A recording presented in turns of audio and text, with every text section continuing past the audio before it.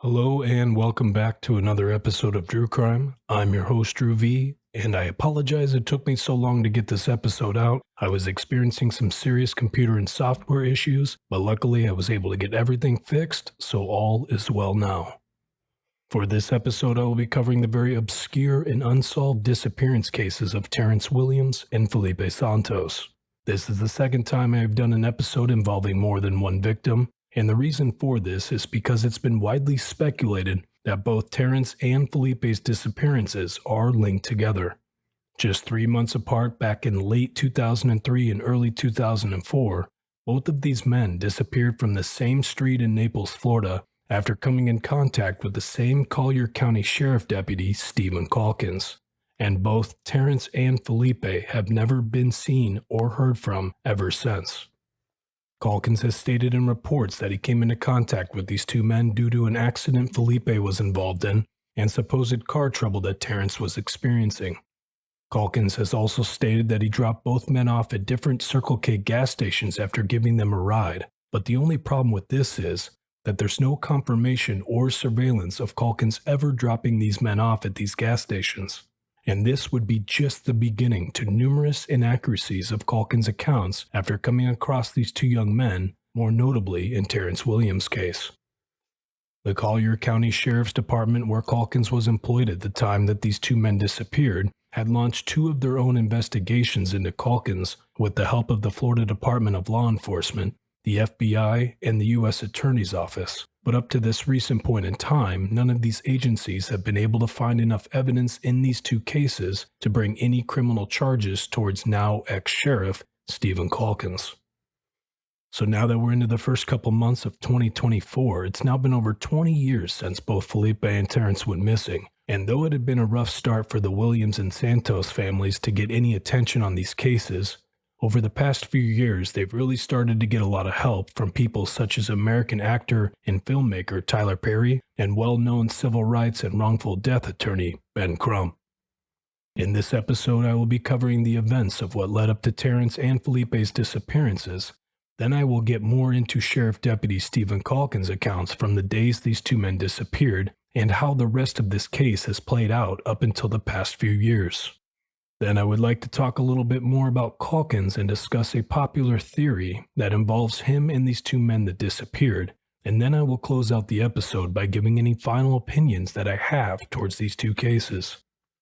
There have been 0 credible sightings and no remains found of Terrance and Felipe, and it's been far too long that both Terrance and Felipe's families have had to wait for the truth into what happened to these two men. So I think it's important that we all continue to share their stories and bring even more awareness to these two cases. This is Drue Crime, Episode 18, Terrance Williams and Felipe Santos.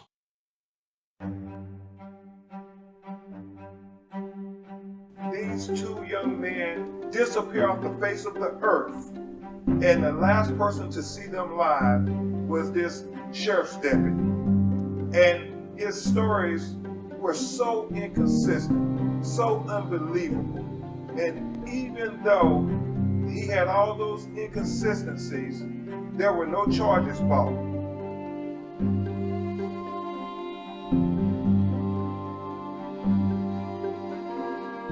I know that God does have it in his plan to work it out. And we're going to see that the justice is done, that this deputy pays for what he deserves to get. Because he took my child. I don't like that. And I'm going to keep on fighting to the very end.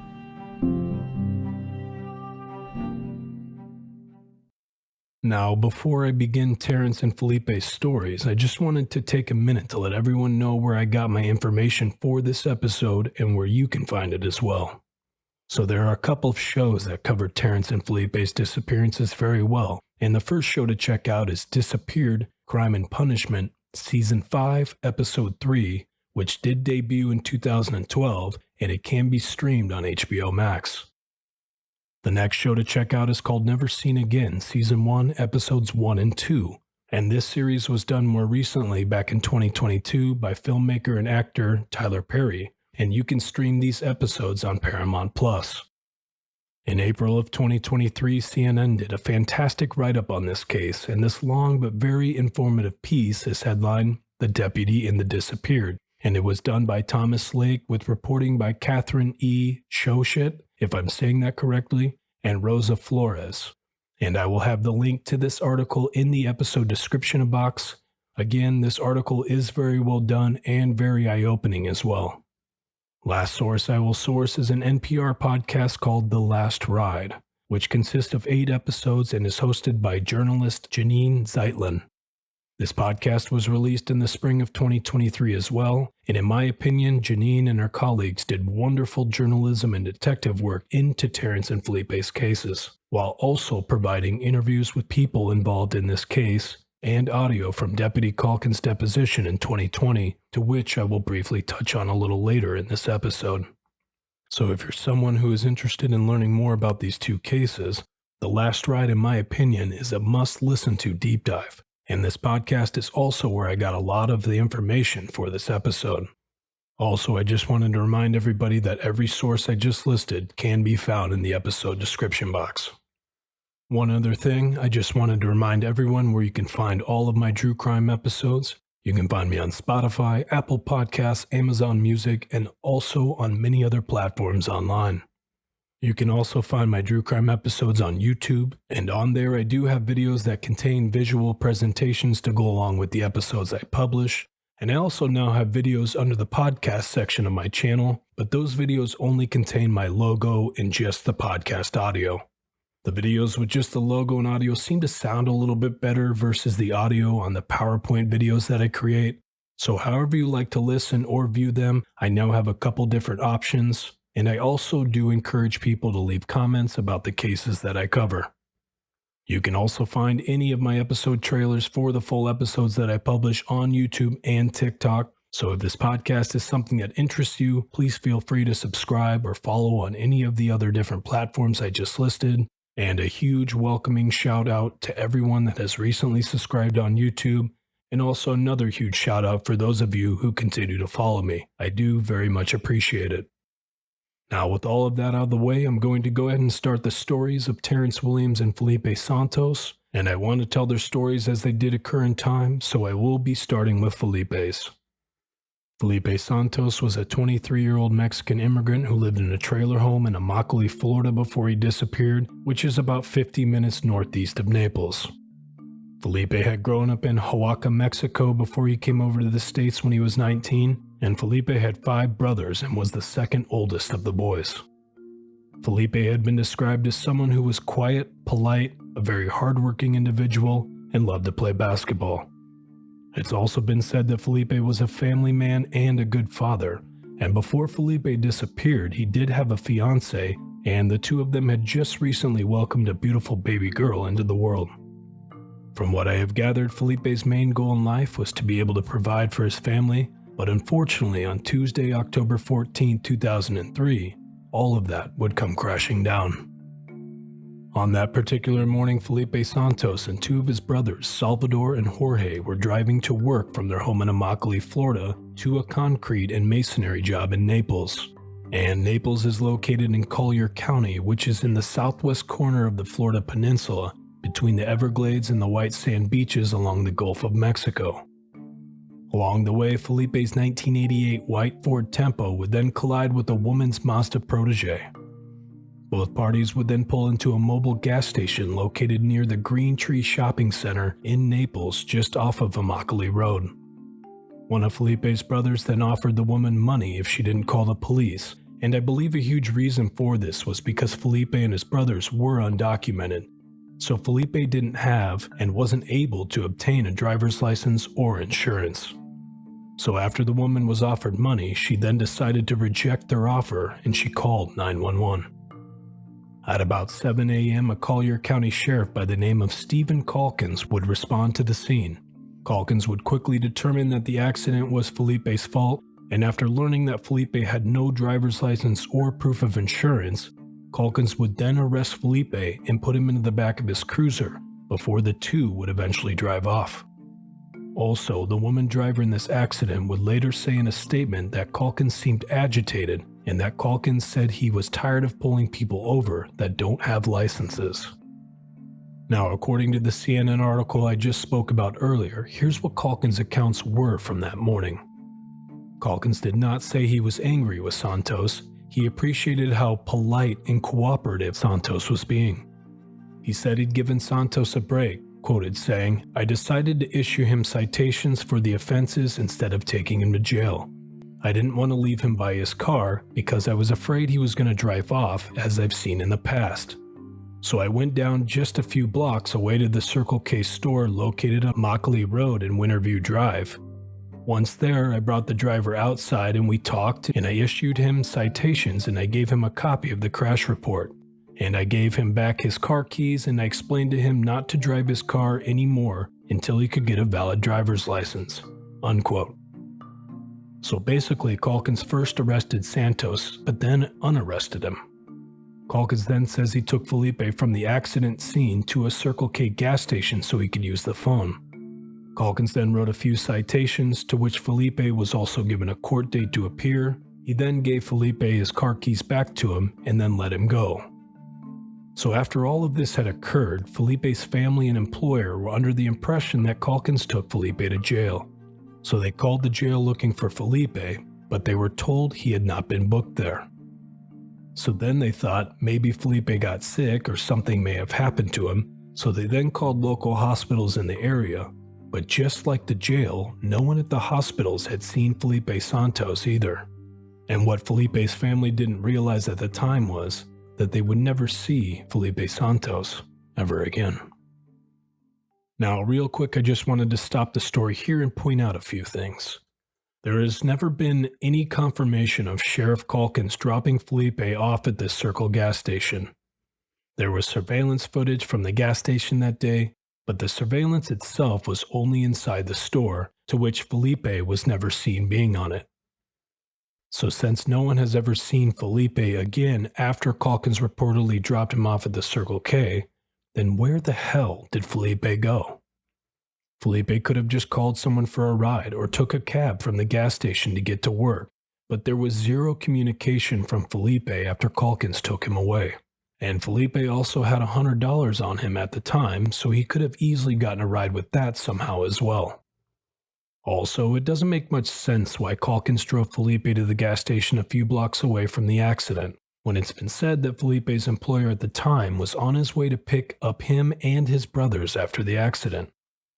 Another thing, Calkins gave back Felipe's car keys to him, so in my opinion, all Felipe really had to do was wait until Calkins left the area and then walk back to his vehicle and drive off.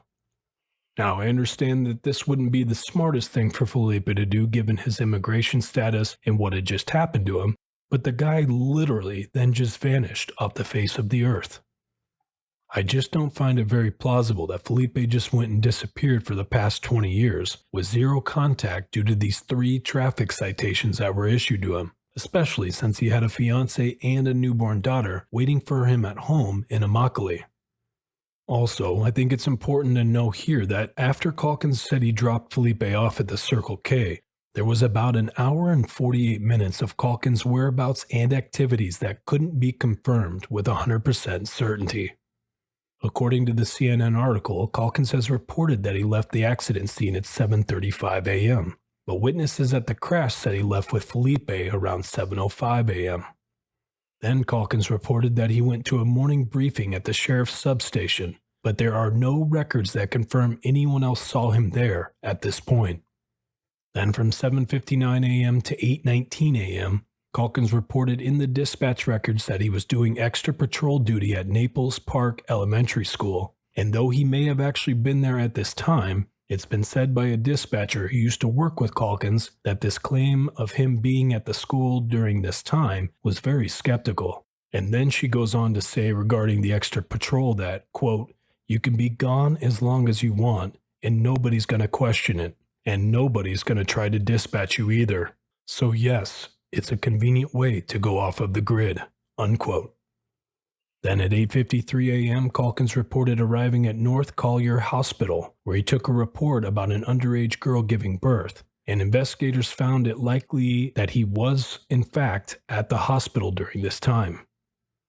So in the end, whether Calkins left the accident scene with Felipe at 7:05 a.m. or 7:35 a.m., there's still over an hour of Calkins' movements from that morning that are not corroborated by anybody else. The available dispatch records for Calkins on the day Santos disappeared only cover the time from 6:45 a.m. to 11:19 a.m. Anything after 11:19, Calkins' whereabouts were unknown for the remainder of the day. I think it's also important to mention here that Calkins' dispatch records from that day do not show he dropped Felipe off at the Circle K, which is against protocol if he in fact was doing that. Calkins and other officers were always supposed to notify dispatch if they were ever giving someone a ride. So after Felipe's family couldn't find Felipe anywhere, they decided to file a missing persons report, but were denied until 2 weeks after he had disappeared. At the time, the state of Florida did not require law enforcement to take a missing persons report right away for adults, only children. That law was then changed in 2008, which now requires law enforcement to take a missing persons report for anyone. Now, around this same exact time, Felipe's family received a copy of Calkins' incident report explaining why Felipe was not in lockup. Again, Calkins said that he drove Felipe half a mile up the road from the accident to a Circle K gas station, and then Calkins issued Felipe 3 tickets. One being driving without a license that had a court appearance on November 13, 2003, and the 2 other tickets were for no insurance and careless driving, which had fines totaling to $2,000. The Santos family then filed a complaint on November 3, 2003 towards Sheriff Calkins. Also, I just wanted to point out here that there has been some discrepancy about Felipe's signatures on the citations, due to the fact that Santos' family has said in the past that they do not believe it's Felipe's signature on those citations. But after they were looked at by a forensic document examiner, it was conducted that Felipe's signature was not forged by Sheriff Calkins. So almost a few weeks later, Felipe would not appear for his November court date, and then in early January of 2004, after 2 months of administration investigation into Calkins, Felipe's family was sent a letter by the Collier County Chief that concluded that Deputy Calkins had been exonerated from their complaint, and that Calkins did not show any wrongdoing towards Felipe following the traffic stop. In the Internal Affairs report, only one sworn statement was ever taken, and that statement came from Sheriff Calkins. Law enforcement didn't take any sworn statements from Felipe's brothers, who again were present during Felipe's accident, claiming that the brothers didn't have any direct evidence to Felipe's disappearance. Also, nobody ever questioned the woman who got into the accident with Felipe until she was interviewed much later on, and there were never any attempts to try and speak with Felipe's fiancée at the time either. Felipe's story would never even get a shred of media coverage early on, but that would all change after another man in Naples by the name of Terrance Williams would then go missing under a lot of the same circumstances just 3 months after Felipe Santos, and this will lead me into the next portion of the story. So our second person that went missing in this story was a 27-year-old and African-American male by the name of Terrance Williams. Terrance was born in Chattanooga, Tennessee on January 17, 1976, and he disappeared 5 days before he would have turned 28. People that know him have said that Terrance was quiet, very easygoing, and loved rap, especially Tupac. Terrance also liked reading about Socrates and had a scar on his right hand near the thumb that came from playing with matches when he was younger. He was also a skilled barber who dreamed of opening his own shop one day. Terrance had moved to Naples, Florida, searching for a better life 2 years before his disappearance, and his mother Marcia was the reason that he moved there, and in doing so he had left behind 3 of his 4 children back in Tennessee. Before Terrance moved to Florida, he had already lost his driver's license back in Tennessee from the result of a DUI, and he was also having some child support issues as well. Terrance had 2 jobs in Florida before he disappeared, one being in construction, and then he found a second job at a Pizza Hut in Bonita Springs, Florida, which is about 30 minutes north of Naples. All in all, it looks like that Terrance had his own issues just like many of other people do, But according to my research, he seemed like a nice guy that was really trying to get his life back on track. But unfortunately, much like Felipe Santos, all of that would come crashing down in early January of 2004. Now, on the night of January 11, 2004, Terrance Williams was invited to an after-work party that night by his Pizza Hut coworkers in Bonita Springs, Florida. Before the party started, Terrance had gotten a ride from Pizza Hut back to his home in Naples from his mom, Marcia, and Terrance's last words ever to Marcia were, "I'll see you later, Mama." Once home, Terrance then changed his clothes and asked his roommate at the time, Jason, to come to the party with him, but Jason declined due to the fact that Jason had his kids that night. So since Jason would not be attending the party, Terrance then decided to take a risk with no license, no insurance, and drove his recently purchased and unregistered 1983 white Cadillac to the after-work party back in Bonita Springs. The following morning, now the 12th of January, the host of the work party said Terrance would leave her apartment around 6 or 7 a.m., but what she didn't know at the time was that she and everyone else that knew Terrance Williams would never see him again. Now, on the morning of the 12th, Terrance's roommate Jason had woken up and noticed that he had numerous missed calls from a number he didn't recognize. So Jason called back the number and found out that it belonged to one of Terrance's coworkers at Pizza Hut, to which she told him that Terrance had left the party around 6 a.m. So as the day progressed, there was no sign of Terrance, but Terrance had this rule that if he's gone for a couple days, for Jason not to worry about it. Then the following day approached on Tuesday the 13th, and there still was no sign of Terrance anywhere. So Jason decided to contact Terrance's mother Marcia and asked her if she had heard from Terrance, to which she had not, and according to Marcia, Terrance didn't go a day without calling her. Jason also had called hospitals and jails in the area looking for Terrance, but no one had come across him or picked him up. The following day on the 14th, there was again still no sign of Terrance, so Marcia drove out to Terrance's work at Pizza Hut in Bonita Springs to ask his coworkers if they had any information about Terrance, and they told her that Terrance had not shown up to work for the past 3 days. And I do believe Terrance also had 2 paychecks that were waiting for him, but those checks would never be picked up. So after Marcia had stopped at Pizza Hut, she then contacted the Collier County Sheriff's substation to report Terrance missing, but she was told by them to wait a month, and if he didn't show back up, then she should contact them again and file the report. So instead of just waiting for Terrance to resurface again, Marcia and other Williams family members started to call the police communication center in hopes of trying to find out some information about Terrance, where there was none. And they even started calling towing companies in the area, and that's when they got a hit and found Terrance's Cadillac. Marcia then went over to where Terrance's car was being kept, and she was told that Terrance's car had been picked up and towed from Naples Memorial Cemetery for obstructing traffic at the request from a sheriff.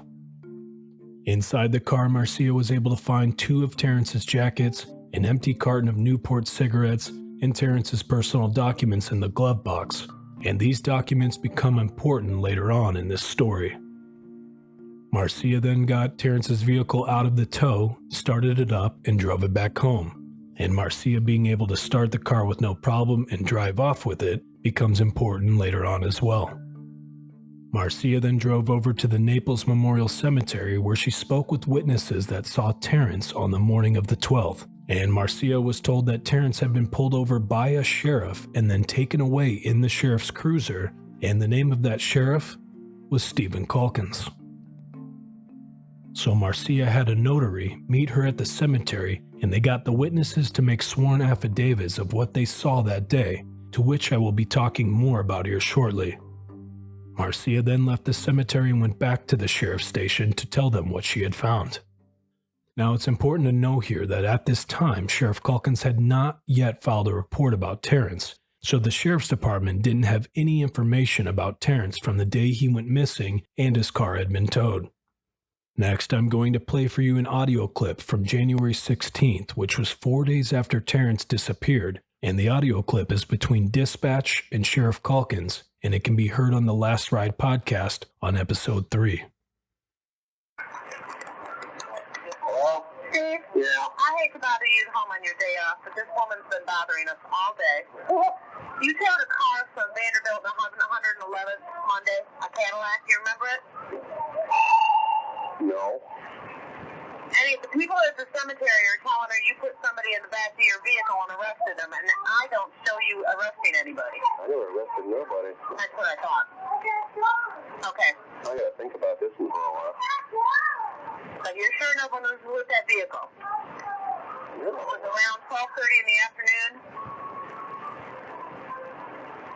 Jesus, I can't remember. You should be my age, huh? Damn. What do they want? Somebody at the cemetery is telling the mother that you picked up the driver and he's been missing since Monday. And I said he didn't arrest anybody. Oh. So she keeps calling and, well, there's got to be someone you can get a hold of him. She's been calling. I think she spoke to every dispatcher in here today. Oh. But you're sure there was no one with it?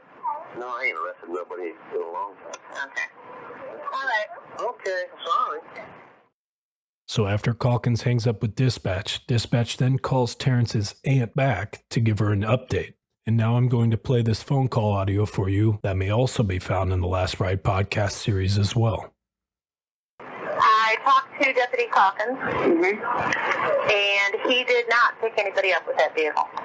Okay, but someone picked it up. The people at the cemetery said that they saw a police officer in a Collier County Sheriff's Department car put him in the car and take him away. Okay, if there was an officer out there, there's over 900 officers here. We'd have to have a car number to know who it was. There's no way I can find out if somebody gave him a ride somewhere. There was no report taken. There is no report taken from that area on Monday. No one picked him up.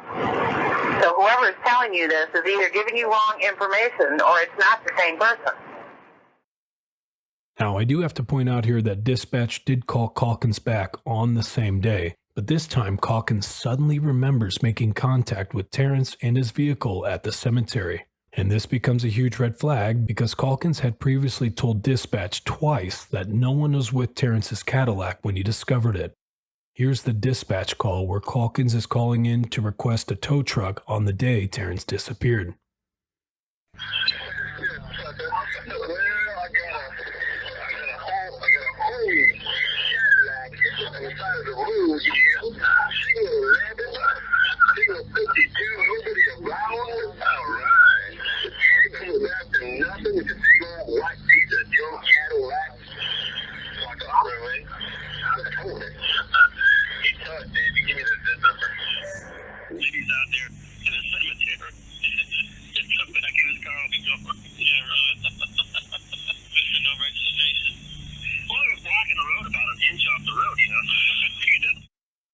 Now, if you weren't able to really hear all of that, basically Calkins calls dispatch to request a tow. But if you notice, Calkins states that nobody was around when he was calling in about Terrance's Cadillac, basically saying that the car was found abandoned on the side of the road, much like he did when he spoke with dispatch again 4 days later.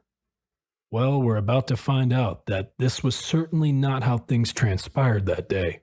So next I'm going to share with you what the witnesses at the cemetery saw that day.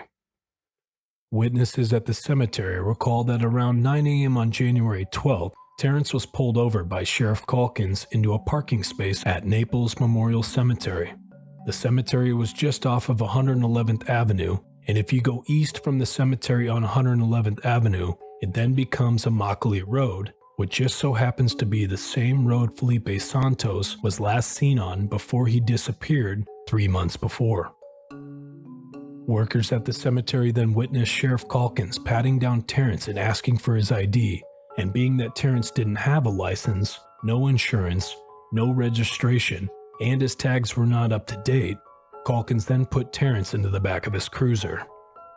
According to the witnesses, Calkins then asked them if he could leave Terrance's car there and have it towed later, to which they replied yes. And then Calkins drove off with Terrance and left the cemetery. Witnesses then say somewhere between 30 and 90 minutes later that Calkins returned back to Terrance's vehicle, but this time he was alone. Calkins then got into Terrance's Cadillac to move it from the parking spot it was left in to the side of the road, and then threw the keys on the ground. Calkins then made a series of phone calls to dispatch, to which I will be talking more about here next, and then Terrance's car was towed early that afternoon, and according to the tow truck driver who picked up the car, he was told by Sheriff Calkins that Terrance's Cadillac had been found abandoned. Now, Calkins made 3 calls to dispatch that day around 1 p.m. The first call to dispatch was about the car tag, and then the second call to dispatch was at 12:49 p.m., and this was to request a tow truck to tow Terrance's car because it was blocking the road, even though witnesses saw Calkins move Terrance's vehicle to that spot. Then the third call to dispatch was made at 1:12 p.m. for a warrant check, where Calkins used Terrance's full name and also had a birth date. Now I'm going to real quick play for you the audio of the third call Calkins made when checking for warrants.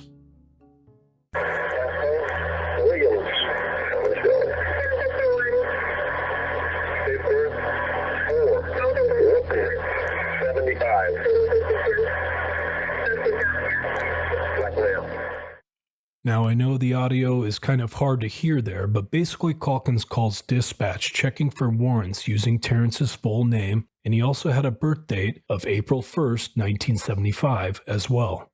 So the question here is, if the car was supposedly found abandoned, where did Calkins get all of this information about Terrance from? Especially since Terrance's Cadillac wasn't even registered in his name. And I think it's important to know here that Calkins later states that he checked Terrance's glove box and it was empty, but we know that this was not true because after the car had been towed, Terrance's mother would end up finding Terrance's birth certificate and Florida State ID in there, which did not match the birth date Calkins called into dispatch with. Now, before I discuss more into how Calkins obtained Terrance's information, I just wanted to continue the story here for a little bit, and then I will come back and talk more about this.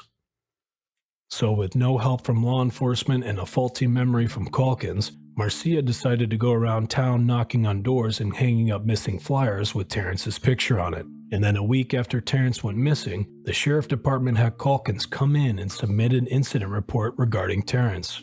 And from what I understand, they spoke with Calkins as well on January 19th, where they got his testimony of what happened on the day he picked up Terrance. And this is where Terrance's case becomes very interesting. So according to Calkins' report and when spoken to by investigators, Calkins claimed that around noon on January 12, 2004, that he made contact with Terrance going down Vanderbilt Beach Road near the cemetery, and claimed that Terrance's vehicle was visibly having car problems. Now already this is a false account of what happened that day, because the witnesses at the cemetery stated that Terrance's vehicle was seen being pulled over around 9 a.m., and the vehicle was not showing any signs of car troubles when he was pulled over. And I find this to be true given Marcia had zero issues with Terrance's vehicle when she drove it home after finding it at the tow yard, and the fact that the Cadillac had a brand new engine in it as well. Also, later on it was discovered that according to Calkins' log from that day, that Calkins was on the phone outside of a condo building from 11:40 a.m. to 12:24 p.m. So if Calkins had already pulled Terrance over around noon at the cemetery, according to him, then how is it possible Calkins was outside a condo building at this time right before he made the series of calls to dispatch around 1 p.m.?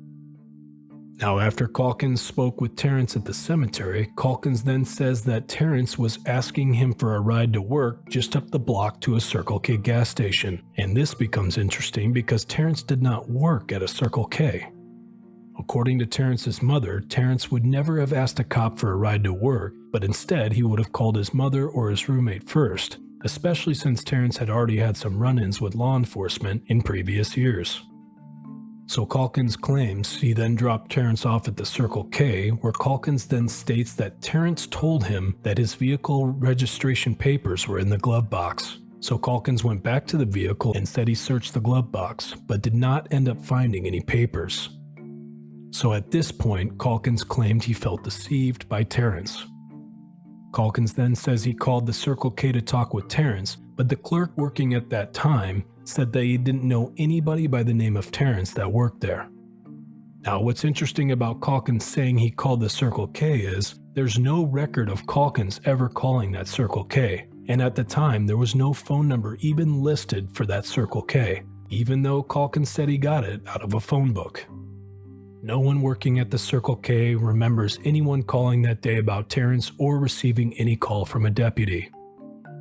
So after Calkins claims that he called the Circle K, this is when Calkins then made his series of calls to dispatch, and again, the first call to dispatch was to check the plate number, the second call was to request a tow, and then the third call that was made shortly after 1 p.m. was to check for warrants, where Calkins used Terrance's full name and birth date of April 1st, 1975. Now, what's interesting about this particular birth date is that it's not actually Terrance's birth date. And according to Terrance's mother, Terrance would give out this particular birth date if he didn't want someone knowing his real birthday.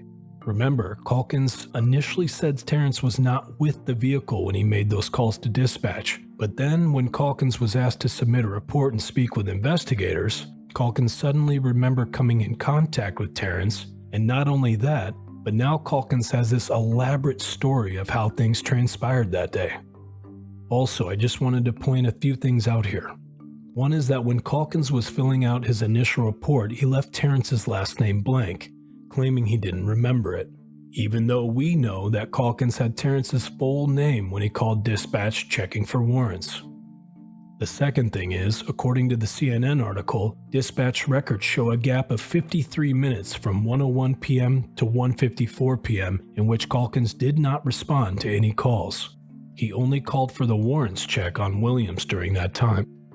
Also, Calkins reported to dispatchers that he had conducted a traffic stop at around 9:50 a.m. the morning he picked Terrance up, but there is no record of this traffic stop actually being made, and it doesn't surprise me being that this was around the same exact time that witnesses said he had stopped Terrance in the cemetery. Calkins also said that he conducted another traffic stop that afternoon, and at 2:18 p.m. he reported having written a citation, but even though dispatch records indicate that Calkins did call in the license plate numbers both times, investigators never found the citation he supposedly wrote that afternoon, nor did they find the other one he supposedly wrote that morning as well. Lastly, it should be noted here that Calkins didn't seem to have any problems reporting other calls to dispatch that he had on that day. So why didn't he report his run-in with Terrance, especially since Terrance clearly had numerous traffic violations during his stop? Now, as you can see here, there are already a lot of inconsistencies with Calkins' accounts from that day, and when all of this was said and done, Terrance's mother ended up having 3 full pages of Calkins' inconsistent statements pertaining to Terrance's case. The Collier County Sheriff Department would then launch a second internal affairs investigation into Stephen Calkins, and in the coming months, Stephen Calkins would end up taking 3 separate polygraphs. The first polygraph that Calkins took was about 2 weeks after Terrance went missing, and Calkins would voluntarily take this polygraph from the Sheriff's Department on January 23, 2004, and according to the results, the charts were distorted from the polygraph test and the test was inconclusive. Now, I'm not quite sure when the second polygraph was conducted, but according to one of my sources, there was no deception indicated on this one. Then a third polygraph was given to Calkins in April of 2004, and on this last polygraph test, deception was indicated, and Calkins failed the exam. Now, according to the CNN article again, when Calkins failed the polygraph test from Internal Affairs, the question that elicited the strongest reaction indicating deception was Terrance with you when you ran his April 1st, 1975 date of birth over your Nextel? And according to my research, to this day, Calkins has never been able to clearly explain how he obtained the fake birthday that was given to him. Now, the second strongest reaction from the test came from the question, after you dropped Terrance off at the Circle K, did you have any further contact with him? So after reading this portion of the article, in my opinion, this cast even further suspicion towards Calkins having some type of involvement in Terrance's disappearance. And after these 3 polygraphs had been conducted, Marcia Williams then filed an internal affairs complaint toward Sheriff Calkins alleging member misconduct. Now, a quick note here, about a month before the last polygraph was given to Calkins in April of 2004, Marcia had received a phone call from the Mexican consulate who had been helping the Santos family in Felipe's case. Well, in that same month, Marcia had written a letter to the editor of the Naples Daily News, and this letter was found in the opinion section. The letter basically was telling the public what had really happened to Terrance on January 12th when he went missing after coming into contact with Deputy Calkins. Now, a lawyer that was helping the coalition of Immokalee workers, who was also helping Felipe's family, did an internet search using Stephen Calkins' name, and that's how they found Marcia's letter in the paper that had been published. Being that Felipe and Terrance's stories were so similar, this is why the consulate then called Marcia, and this is how both the Santos and the Williams family connected the dots and were able to figure out that Terrance and Felipe had disappeared under the same circumstances after coming into contact with the same Collier County Sheriff, Stephen Calkins. Now, I'm sure Eternal Affairs had already made this connection by this point in time, but if not for this phone call that was made by the consulate, who knows how long it would have been before someone other than law enforcement would have been able to make these connections. After finding out this information, Marcia shared the news with local media. Also, I just wanted to point out here that in March of 2004, law enforcement did a complete forensic search of Calkins' cruiser, to which they said the car was immaculate, but they didn't find anything that would link Calkins to a possible crime. However, law enforcement did attach a GPS tracker to Calkins' cruiser while they were searching it, and they did monitor his movements after that while on patrol. They identified 12 areas at the time where investigators felt they should search, but even after using aerial photography and cadaver dogs, they again came up empty-handed. In April of 2004, investigators searched the cemetery grounds but again found nothing, and then in May of 2004, they searched areas around the cemetery and even dive searched a lake that was nearby, but to no avail, law enforcement again came up empty-handed in finding anything. Also in May, the Sheriff's Department linked up with the Florida Department of Law Enforcement, the FBI, and the U.S. Attorney's Office. Then in June of 2004, Calkins was suspended from duty where he had to give up his badge, cruiser keys, and weapons. And then about 2 months later in late August, Eternal Affairs concluded their investigation into Calkins, and they found 23 times where Calkins was untruthful, misleading, or gave contradictory testimony. Calkins was then fired from the department for untruthfulness, non-compliance with rules and regulations, and conduct unbecoming of an officer. Then 2 weeks later, Calkins appealed the decision, but the appeal would end up being denied. So now I'm just going to go ahead and fast forward in time and briefly touch on a few things that also happened along the course of this case, and then I will talk a little bit more about Deputy Calkins and a popular theory that has been brought up in this case, and then I will close out the episode with any of my final thoughts and opinions on Terrance and Felipe's cases. So after Calkins had been fired in 2004, Terrance and Felipe's cases would pretty much go silent for years. And then in 2009, the state of Florida would declare Terrance Williams deceased.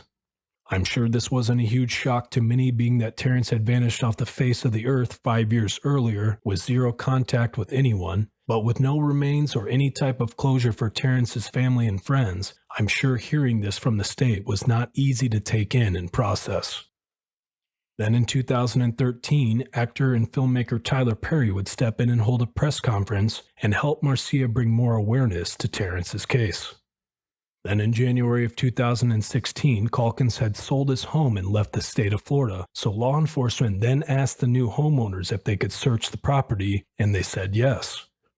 Law enforcement had to wait to search Calkins' old residence because when he lived there, they did not have probable cause to search the home. Law enforcement then brought in cadaver dogs that hid in 2 spots, so law enforcement searched those areas of the property, but again, they weren't able to find any evidence that linked Calkins to Terrance and Felipe after they went missing. And from what I understand, after Calkins left the state of Florida, he then moved up to Cedar Rapids, Iowa, where he still resides to this day. Then in 2018, another press conference was held at the Naples Daily Times, where it was announced that Marcia was filing a civil lawsuit against Calkins. The suit was filed on the behalf of Terrance's mother and his 4 children. The suit alleged that Calkins abducted and murdered her son Terrance and the goal of the suit was to gain more evidence so they could bring criminal charges against Calkins and to also help Felipe Santos' family as well. Marcia did this under the support of Tyler Perry and civil rights attorney Ben Crump, and Perry was the one who had hired Crump to help with Terrance's case. Here's some audio from Marcia from that 2018 press conference. I just want to let you know I'm still here. I'm not going anywhere. I want you to pray for my grandkids. The oldest one right now, she's still struggling. She's struggling hard. And I'm not going to let it go until I get the answers that they deserve to have. It's not one day that does not go by that I just want to break down. It's a very hard journey, and I don't wish this on anybody.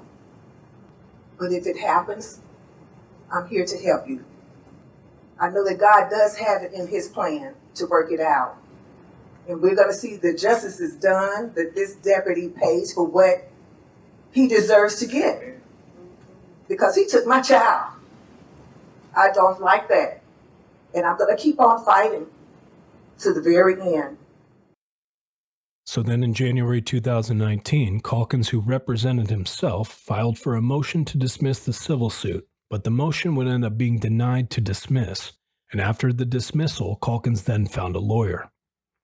Now, according to the Last Ride podcast, at some point in 2019, the Crump firm did not call back or show up to court twice. So in January of 2020, Judge Brody ordered the case to a non-binding arbitration, which is cheaper and simpler than going to trial. And a non-binding contract is an agreement in which the parties are not legally obligated to carry out its terms. Their purpose is to state the parties' intention as part of the negotiation process.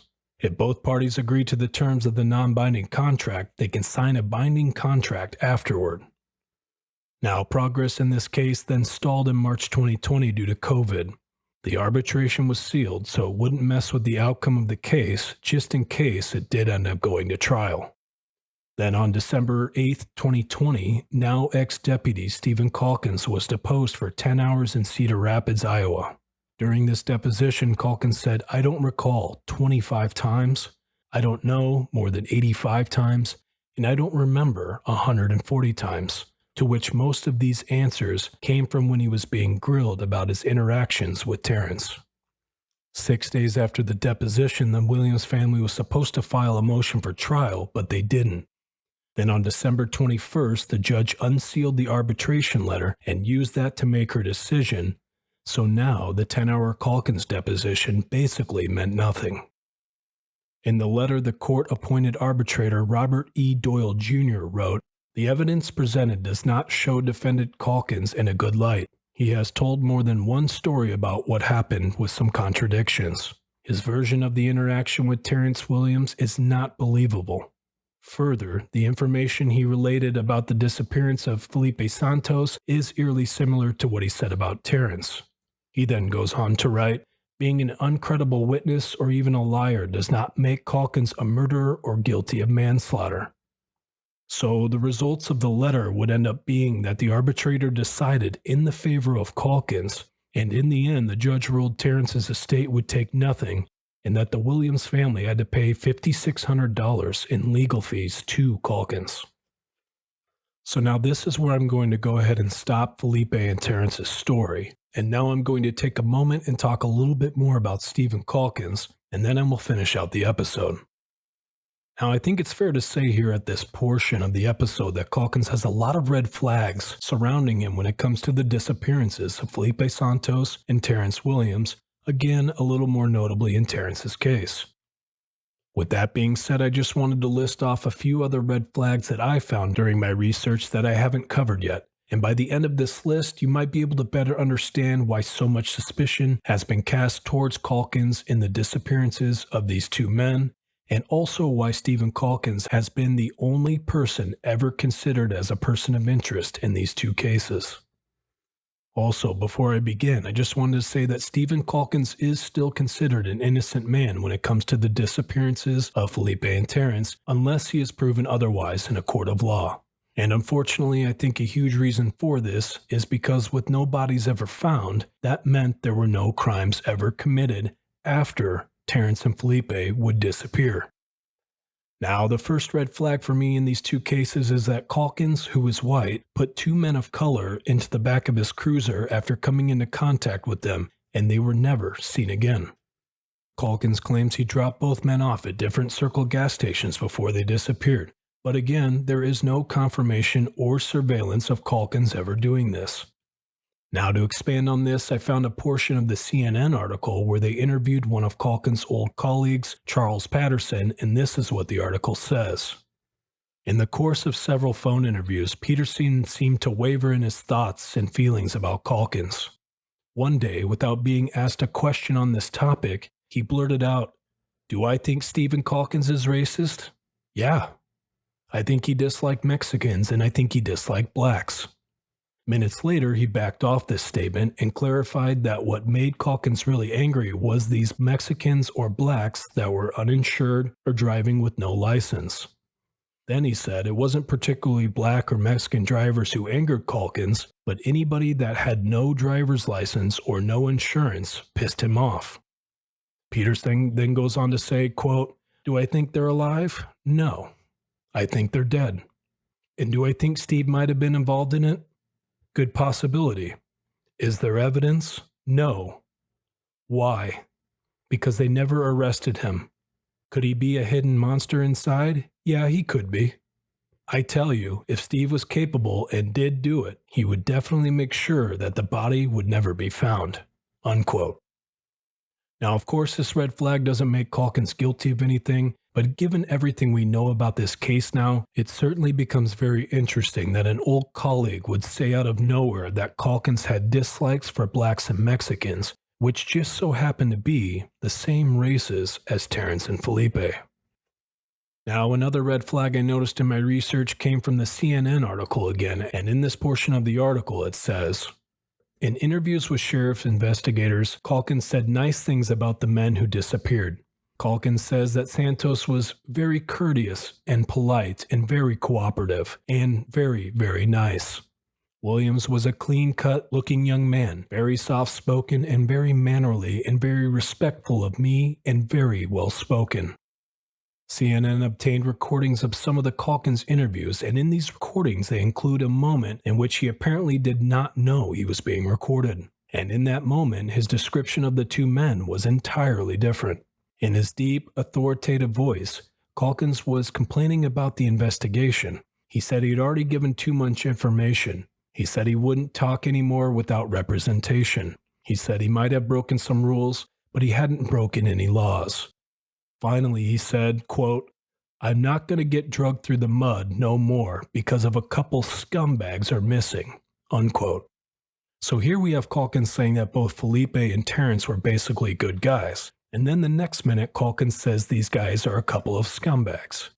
Again, this doesn't make Calkins guilty of any wrongdoing, but I do think it's interesting how he's changed his mind about how he previously felt about Terrance and Felipe when he said he came into contact with them. I think it's good to note here as well that Calkins has never helped Terrance's mother in the search for Terrance, and to this day, Marcia has never once been able to speak with Calkins about Terrance's disappearance. Calkins later says in an interview that if Terrance's family would have just come to the substation to talk with him, he would have talked, but since it got out in the news, he no longer wanted to talk with them. I personally call bullshit on this one because if Calkins is innocent like he claims, then why wouldn't he have taken the initiative to personally clear his name with the Williams family, or why he decided to never take legal action to clear his name? It just makes zero sense to me that an innocent man would sit back and let someone spread allegations against them and do nothing to prove them otherwise. So the last red flag I will talk about in this episode will lead me into a popular theory that surrounds this case. According to the Never Seen Again series, a deputy working with Calkins at the time was said to have said that most of the deputies thought Calkins killed them both, and to me this is a huge red flag because there are numerous others that were Calkins' colleagues that also seemed to feel strongly that Calkins had some type of involvement in Terrance and Felipe's disappearances. A huge theory out there is that, as some type of punishment for their driving violations, Calkins took these two men to the Everglades and dropped them off to walk back, but unfortunately both Felipe and Terrance would never return. Now, if you're not familiar with the Everglades, it's the largest subtropical wilderness in the US, which is filled with wetlands that include grass that can grow as high as 10 feet and also has many different exotic species of animals, including crocodiles.